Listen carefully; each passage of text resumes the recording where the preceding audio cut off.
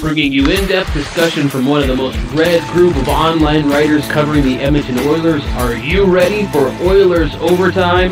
Join us as we talk news, rumors, trades, player grades, game results, and more, all featured on one of the most glorified teams in the NHL. From the great one to the next one, from the boys on the bus to the decade of darkness, this is Oilers Overtime. Hey there, everybody.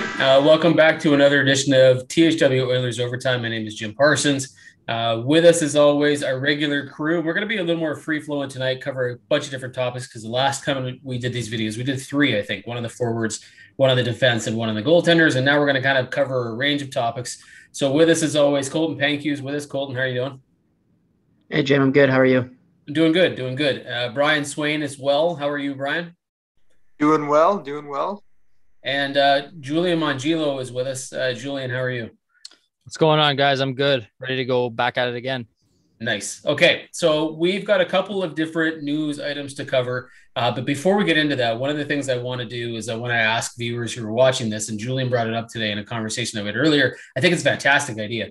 If you're watching these videos, whether you're watching them on YouTube or Facebook or wherever, feel free to put comments in there. Ask us questions. Let us know if there's anything that you would like to ask or cover or things you want us to respond to. And we will use some of those topics, our favorites, and we'll talk about them on the show, because we're in that point now where we're not scrounging for topics to cover, because there's always things to talk about. But the best ideas are always the greatest conversations. So if you guys have anything out there that you want us to talk about, put in the comment section, and we'll make sure that we not only answer them there, but maybe we'll talk about them on the videos too. But while we do that, I think our first topic tonight, and we got some news, was it yesterday or today, that the NHL released a list of 18 players that are exempt for the NHL expansion draft. And we're going to do a show later on exclusively on the expansion draft and where the Oilers are going to fit with all this. But one of the things I wanted to bring up here, and one of the names that was not on that list of 18 players, was Oscar Klefbom. And we've talked about him in the past. Brian, I'll start with you. One, are you surprised that Klefbom was not on that list? And two, how big a deal is it? Not surprised. No, I mean, I think, we didn't have a whole lot of intel into how that might go down, but anybody that you heard that had a bit of inside information seemed to think that was going to be the case. I mean, obviously it puts the others in a more difficult spot now. Now they got to protect them if they're going to. I mean, so this just forces their hand that much more. So at least they know what they're dealing with now. And us who watch and cover the team can start to kind of gauge what their next move might be based on this knowledge. But I'm sure they were probably hoping they might be able to get that exemption, because that would be huge, given how difficult they're going to have to make some difficult decisions with their defensemen who they protect here. Yeah, I mean, I guess they know one thing, in that he's not exempt. That's what they know. So, and Holland, I think, knew that, right? Because he had alluded to it a little bit. He said, I don't know, remember when it was, a couple months ago, where he said, look, if he's not playing all of next season, he's not going to be whatever. So these 18 players must have been deemed by the NHL as guys who are not going to be back next season, and everybody sort of knew it medically. So the good news, I guess, here is that Klefbom's not been ruled out for next season, so he could return. The bad news is, and the thing we don't know still, is just how unhealthy he is. Colton, would you protect him? Does this change anything for you? It's so tough. Because we know, he's on a really good contract when he's at his best. I just think there's still so many question marks. Anything I'm hearing from guys that cover the team, it doesn't sound like there's still a lot of question marks there. So I think even if he is able to return, there's still, will he be 100%? Will he ever be the same player? So I think wasting a protection spot on him is a pretty big risk. Obviously, if he goes to Seattle and he plays like he did on top of his game in Edmonton, it's a tough loss, but I don't think you can waste a spot on him. I'm curious to see whether or not, even if he is or isn't healthy, we don't know anything by July, because that's the kind of the date that they're hoping they'll get some sort of answers and some sort of ideas to how healthy he is. I don't know that Seattle takes a flyer on this guy, right? Like if you don't know for sure that he's going to be a worthy pick, there are other players in Edmonton. I don't know if you're protecting Caleb Jones or William Lagesson or what you're doing with your forwards, and we'll figure that out later as we get closer to all this. But there's probably a better player that you can pick. Klefbom, when healthy, is your best option if you're Seattle. If he's unprotected, he's clearly the best guy to draft. But if he's not healthy and you're on Francis, are you really wasting a pick on a guy who might not play for you? So that's the real question for me. What I'm kind of curious about too, and Julian, I'll let you start with this one.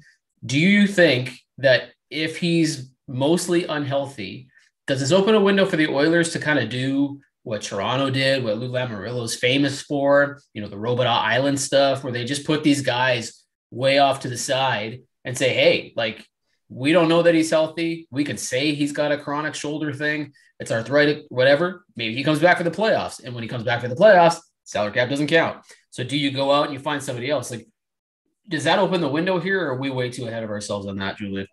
I think this opens a big door. And if I'm Ken Holland, I'm ecstatic about this news because there's a bunch of different ways that this can go. So I somewhat disagree with Brian because I think it kind of plays into their hands by, if they don't protect them, they can have this contract off the books, not knowing how, like Colton said, how he's going to turn out and come back.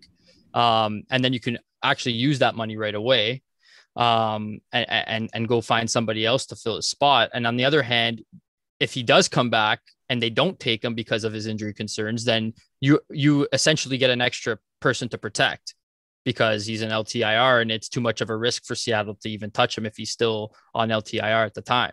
So I think it kind of works in their favor because they're going to basically either get to either keep, let's say Caleb Jones or, like you said, like Legason, but without having to actually protect Klefbom himself. So just with the concerns, I think that I would leave him unprotected and take my chances. And if not, use that cash somewhere else if he ends up going. Yeah, I'll be very curious to see if he's the type of player, if this opens up the window to Edmonton kind of going, okay, we don't know what your situation is. We're not in any rush to bring you back. We'd love to have you if you're fully healthy. And if you're fully healthy, come on in. But do you go, okay, well, we're just going to sit him as long as we can sit him and not put any pressure on him to come back. And if he happens to be ready for the playoffs next year, fantastic. It's a perfect scenario for it. Now the league's going to look at this stuff, but look how many teams got away with it, right? Look at all these teams that did it. Colton, do you think you're playing with fire there? It's murky that could be an issue for the Oilers, or that's not even an option for him? It's not something I'm too concerned about. I think there's so many other questions and I'm not. It could come into effect, but I'm not too worried about that. I think that's pretty far ahead still. Yeah, and we might be getting ahead of ourselves here. I just thought with the news that he's not on that list, it tells us a little bit, right? It says, okay, well, he's not chronically out for next year. That's what they know. That may be all they know, but he wasn't unhealthy enough for the NHL to say, no, there's no chance this guy's coming back. So yeah, go ahead. Don't worry about him. Seattle can't take him. It's going to be very, very interesting to see what happens here. But like we said, we'll look more at that. Anybody get comments before we move on? I don't know. I was just going to say, I don't know if any of you guys play fantasy hockey, but I do. So it's like what I do when I play with fantasy hockey. If I'm the GM, I'm going to have guys listed on my IL if I can add them from free agency and see how they do. And that's kind of what position Holland's in right now. So worst case, you list them on your LTIR. And then if he comes back ready for the playoffs, bonus, and you have him in your lineup, like you said, right? So it's no different than, right? Like, to me, it's exactly how I'd play fantasy hockey. I mean, you stash the guy and hope for the best. Otherwise, you cut him loose and you bury him on Robidas Island with everybody else. So if you're a big fantasy hockey guy player, are you like super stoked that the single game betting thing was made legal today? That's an even bigger bonus. Yeah, that's gonna be crazy to see exactly how all that goes. That's gonna be interesting. All right, let's move on to the next one. I heard a lot of talk yesterday. It was a really good article by Jason Greger on Oilers Nation about Nugent-Hopkins comparables term. Been a lot of debate about Ryan Nugent-Hopkins. We've talked at length about Ryan Nugent-Hopkins and whether or not we think it's going to get done here in Edmonton. I think everybody's had a chance to sort of weigh in on that. But my question for you guys, when it comes to him, the question now seems to be term. We know probably and we've heard that Oilers got maybe about $30 million set aside for him, whatever the combination is going to be, 5 times 6, 6 times 5, whatever the case is. Brian, is $30 million the right mark? And would you spend more than that if you could get the number way down and you had to give him like 7 or 8 years? Because then maybe you go, 5 times 7, get that cap hit down to 5, but you're looking at $35 million. Would you do that for him? Yeah, you mentioned that was a great article from Greger, and actually Ryan Rishaug, who's very plugged in, of course, with his team from TSN, was on the Greger show today, and he was saying that if it's more than $5 million per, he would be gobsmacked. So I think we're looking at that. I guess what he was mentioning, probably potentially 7 years. I didn't hear 8, but like within 6, 7. get that spread out over the term. And I would certainly be okay with that. I think, he's still, even at the end of that contract, he'd still be, 36, 35, 36, 34, 35. Yeah, what is he now? 28 now. Well, maybe mid 30s. So, I mean, a player, he's the kind of player too, where he's very cerebral, and he can still, I see him as the kind of guy that can still be very effective into the twilight of his career. So I don't mind that at all. I think, and if, you spread it out, it doesn't hit the cap that hard, and you could still have yourself a very good player here in 5-6 years. So that, I would be good with that for sure. I guess the question at that point becomes and you mentioned it, what does Nugent-Hopkins give you in year 5, year 6, year 7, stuff like that? Like, he might be a $5 million player for the first 3-4 years. Then what do you do with him in year 5, year 6? And is he worth $5 million if he's your third line center, or if he's a bottom? Like, I don't know the answer to that question, right? And that would be my only concern about going that long, no matter what the cap hit is, that we've seen the pattern here in free agency that just nobody's getting 5, 6, 7-year deals, right? Yeah, I'll be curious to your guys' thoughts on this. Then, do you think it's more, it's a wiser move from the Oilers' perspective to get that thing off the books, say within, let's say it's $30 million, period. That's it. That's what they're giving them. Get that off the books within 5 years, even if it means it's a hit of 6 per over the next 5, or do you try and spread it out when it's still on the books now, 7 years from now, but it's not as much of a hit up front? I would probably go, and I'll move to you guys second, but I'll just go the first. I would go no higher than 6 years probably, and I would front load the snot out of that contract. Yeah. So that the last 2 seasons, if you had to move him, you could, because you paid most of him in salary bonus and things like that, and he becomes a very attractive player for another team on a really low cost. Like, his cap hit's high, but you're always going to have teams that need to get to that floor, so the cap hit's good. But if you're not actually paying anything for the guy because you've already paid it in the first 3 or 4 years, that might be the only way that I do like a 6 or 7 year deal. Yeah. Otherwise, I would probably try to get, like, if I do 5.5 times 5, I'm thinking about it, right? But I don't know. I'm sort of gambling on the idea that Nugent-Hopkins wants to stick around. Colton, where do you sit on this? I think. Am I okay here? I think if they could get, I think I don't want to say they're in a win now mode, but I do think that they're going to want to get this. Like, they don't have that much. They have McDavid and Draisaitl in their primes right now, I guess is what I'm trying to say. So I think I'm not too worried about the future year, like the later years of this. I think the lower you can get the cap hit, it helps you bring in more help. So I'm not too concerned about the years. I think we keep saying, like, the future with this team and everything, but they have Draisaitl and McDavid right now, like I said, in the prime. So I think it makes more sense to just try and keep his cap hit as low as possible for now and bring in more help. Julian, do you think that he would be willing to take $5 million for 7 years, 8 years, just to get the big balloon at the end of, like, overall long-term, he makes the big money? Or is he going, you know what, I don't know where I'll be when I'm 35 and what kind of contract I'm going to get, after that. Like, I can't imagine we were able to read his mind and see what he's doing, but what do you think he's thinking in terms of, like, short-term and long-term? Well, in my opinion, I mean, he's in his prime right now, and he's thinking cashing in now. This could be his last big contract, it's probably going to be his last big contract. We'll say that, but this is his time to make his money now. So I don't see it being in the $5 million range. I don't think it would take less than what he's at now. I do think he wants to stick around, but like we said before, it's got to be a front loaded deal for it to make sense if you're going to load it up and into the future looking at it. But I think there's a lot of ways to circumvent the cap and make contracts disappear down the road. And if it means you pay the price now, front load it, or even if you don't front load it and you got to get rid of it later. I mean, the Leafs have done it with Marleau. We've giving up a first round pick. I mean, sure, it might hurt sometimes. But I mean, to take the chance to keep him on a good deal to win now, like Colton was saying, I mean, it kind of does make sense. And you never know what can happen in the future. He could end up on the LTIR too, right? Like, different things happen. You never know where things go from there. So you got to kind of be cognizant of the future, but also, you got to do what's best for the team now. I do agree with Brian in a way that he's probably never going to be a player that isn't somewhat useful, right? Like in the first 3-4 years, he's going to probably give you the points. He's going to give you the power play production. He's going to give you the wicked shot that he's got. But I don't know that in year 5, 6, and 7, he's still going to have those, especially if this year's an anomaly and his 5-on-5 decline in production is not the norm, you're fine. But if it is the norm and it's starting to progress and degress already, you're a little worried, right? The question will be, can you find a way to make that money useful in the later years, right? And how much are you willing to go, okay, it's kind of messy, and we'll see.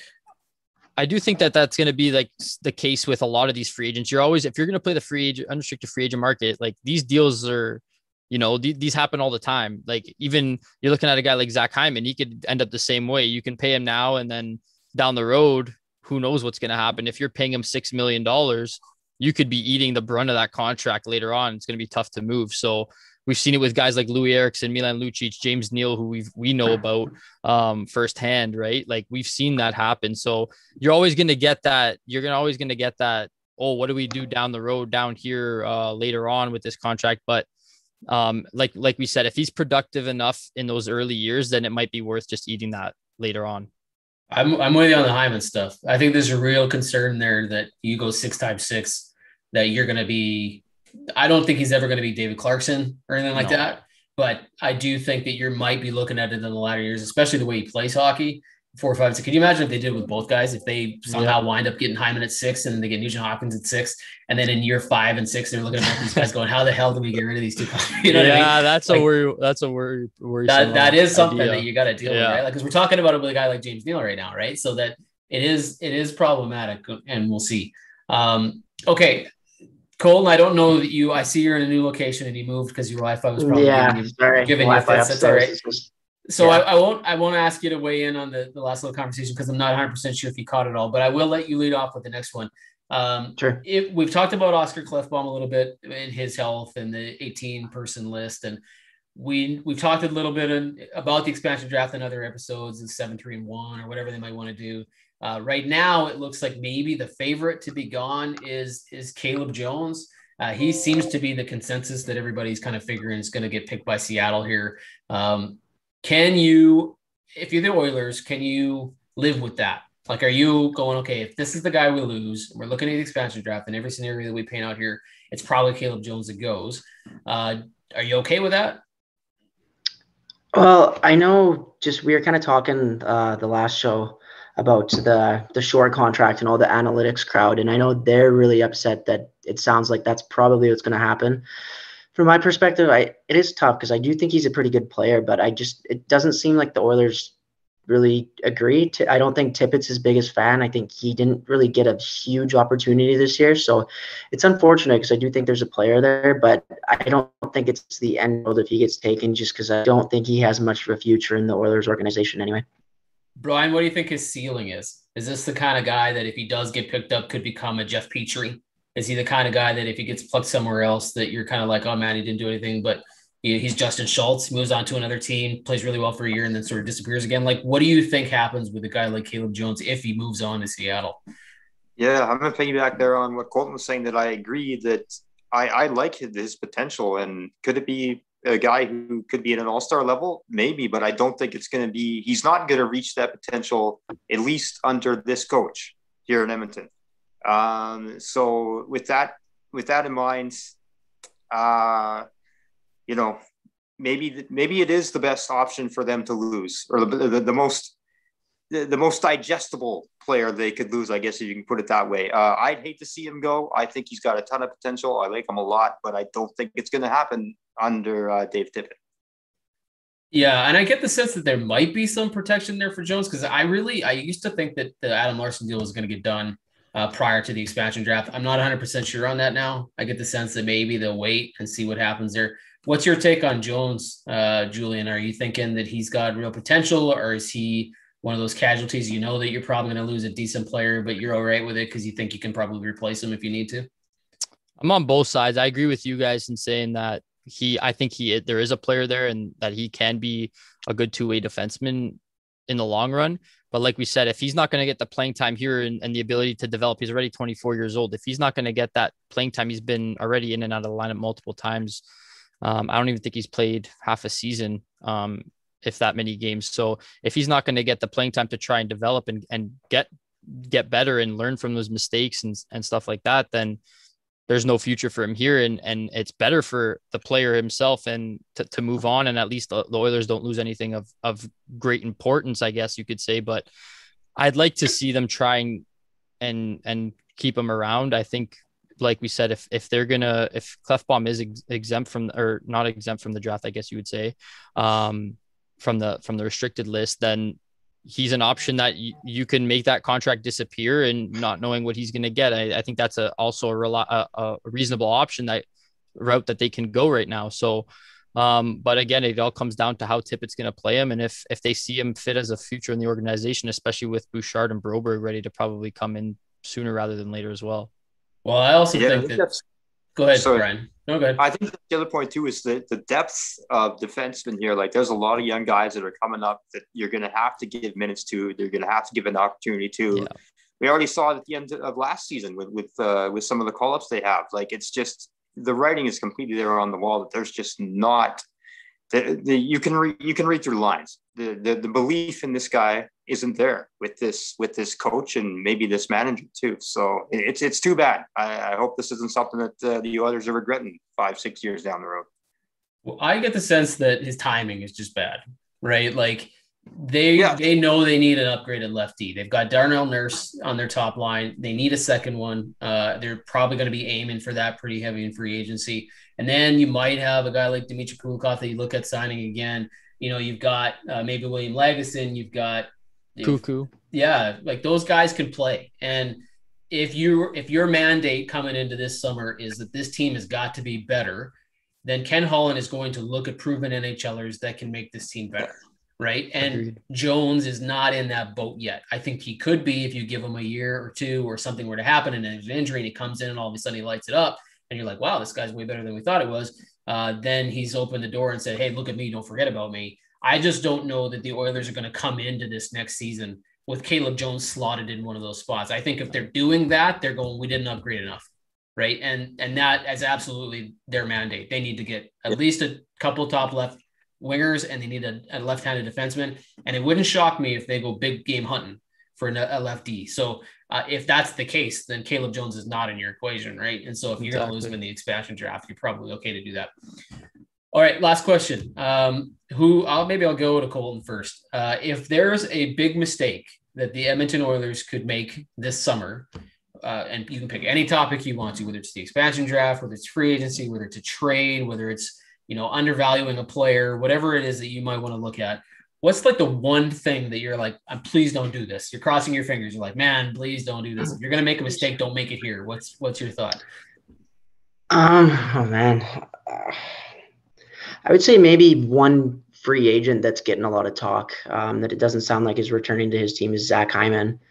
And that's just kind of the guy. I like him as a player a lot. I just think the dollar amount and term that it sounds like he could bring in, lots of times players like him tend to kind of hit a decline pretty fast. And he's right around that age 30 there. So that could be a guy that I'd be leery of, that I think is going to get a contract probably fairly similar to Nugent-Hopkins. So maybe if that's the one thing that worries me, but I really do like the player, and I think for at least a year or two he could be really solid, but I think that contract down the road could cause quite a bit of problems.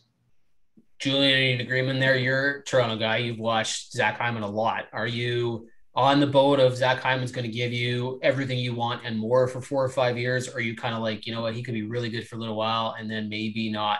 And is that the same mistake, or do you have a different one? I think he could be a good player. Like, I've watched him a lot. He's a heart and soul guy. You can play him anywhere in your lineup and ignite a line. I've seen it more than enough times. So I think he's going to be a useful player for at least half of that term, whatever he signs for. He's had some injury problems with his knees already, so I don't know how long he'll last on those, especially with how hard he goes. But so I do think that could be one you regret down the road.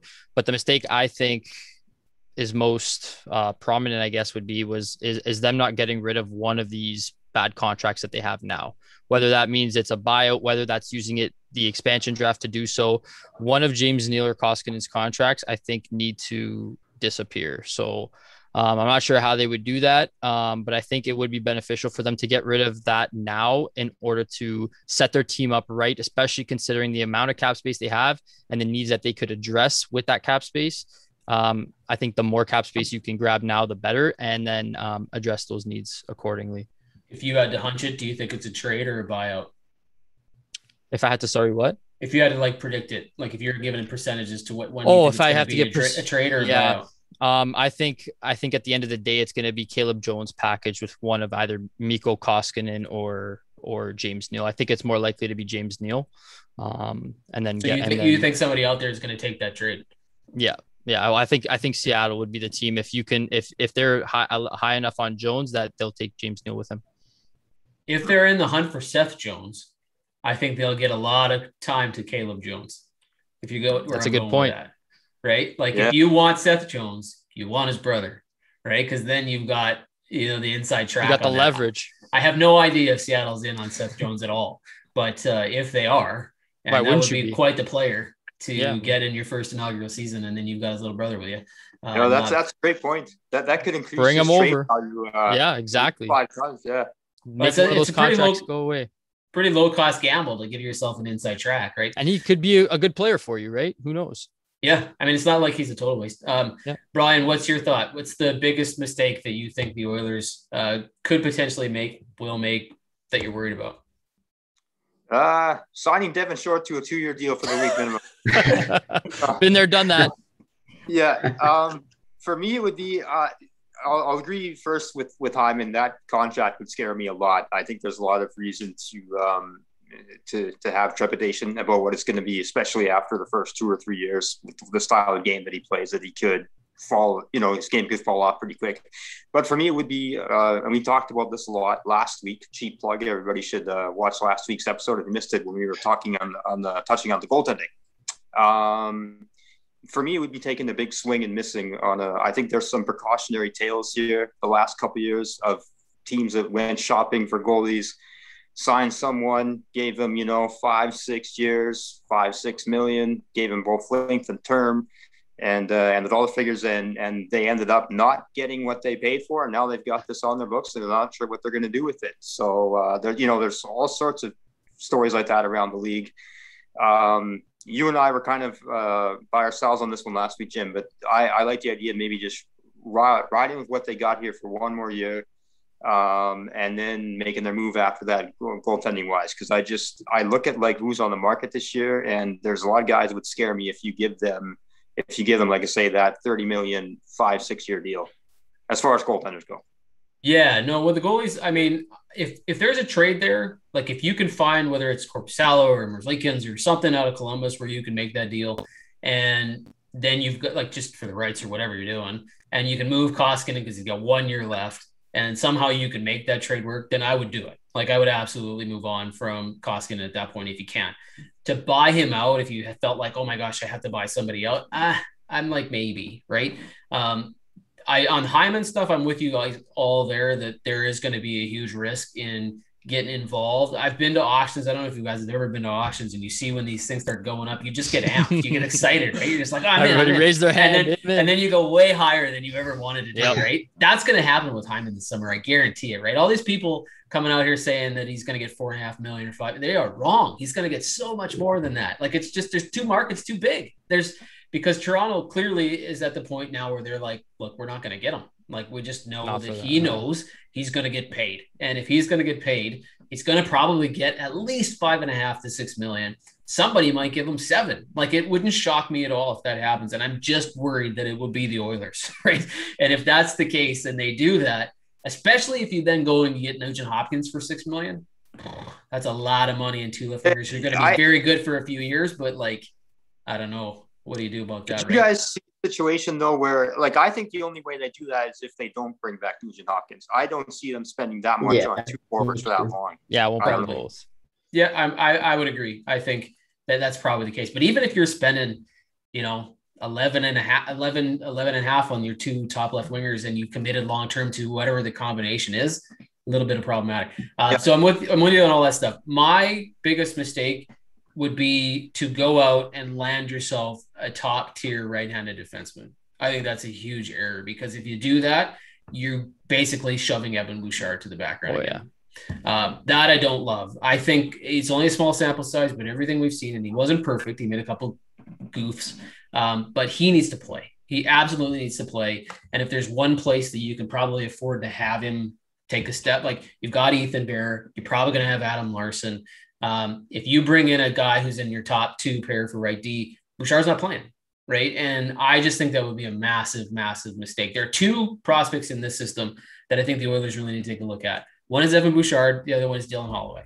And if you don't take a good look at both of these 2 players at some point this season, I'm not saying you got to play Holloway until he's absolutely ready, but there are a lot of people think he's ready. And I know most people think Evan Bouchard's ready. So if you somehow go out and you land a right-handed defenseman, and that means Evan Bouchard is not playing, I think that would be a massive mistake.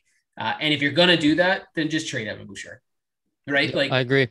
Get yourself a player that you know is going to really produce for you, that Evan Bouchard can probably get you, because he's probably coveted around the league. So if that's the deal, that would be my biggest concern, is that the Oilers go and they spend money in the wrong place, which then buries guys that they should probably give a look to. But I like all your guys' stuff too. I think there's potential here, because this summer is going to be so busy and there's so much money that Holland has available. We could have a lot of really good things happen, and then you could have a lot of really bad things happen. So it's like a little give and take there. Any comments on any of those before we close her off this week? No, I agree with you 100%. I mean, if you're not going to give Bouchard that time and you're going to spend the money, then he's got to go. There's no point in wasting him here. You might as well go. If you're going to go all in, you go get an NHL ready player for him, right? And just stick him in the lineup now. Yeah, I give him a pass this season because the season was so weird. Like we went the COVID stuff, the no AHL stuff. Like I'll give the Oilers a pass this season, but I will not give it to them next year, right? No. If they don't play him next year, there's seriously something flawed with their thinking, because they have to look at this kid. He's been developing too long already. I think it's like time to see what he's got. And if not, you move on. There's over ripening, which is okay. And then there's like having like wilted bananas that you just can't even touch, because there's like, that's what Evan Bouchard has the risk of becoming, right? Yeah. Like I would hope that doesn't happen. That's really whatever. All right, guys. Awesome. So we're going to have to think of a topic to cover next week. Maybe unless everybody sends questions in. Yeah, good reminder. Put the comments in there, obviously, about things we might have said this week. Ask some questions, and maybe we'll do like a mailbag sort of thing. You guys can pop up some questions and we'll answer them. We'll take turns going around and doing that. But for this week, we got the chance to cover Klefbom, Ryan Nugent-Hopkins term versus money, Caleb Jones, if you guys afford to loot him, and big mistakes. So we got a lot of ground covered on this week. Awesome, you guys. I appreciate it. Colton, Brian, Julian, thank you very much. Everybody else, appreciate it. If you like the video, hit the notification button on YouTube to get more videos like this. Check out the other content. And of course, go to thehockeywriters.com. All 3 of these guys do fantastic work, so check out their articles. And until then, we'll see you on another edition of THW Oilers Overtime.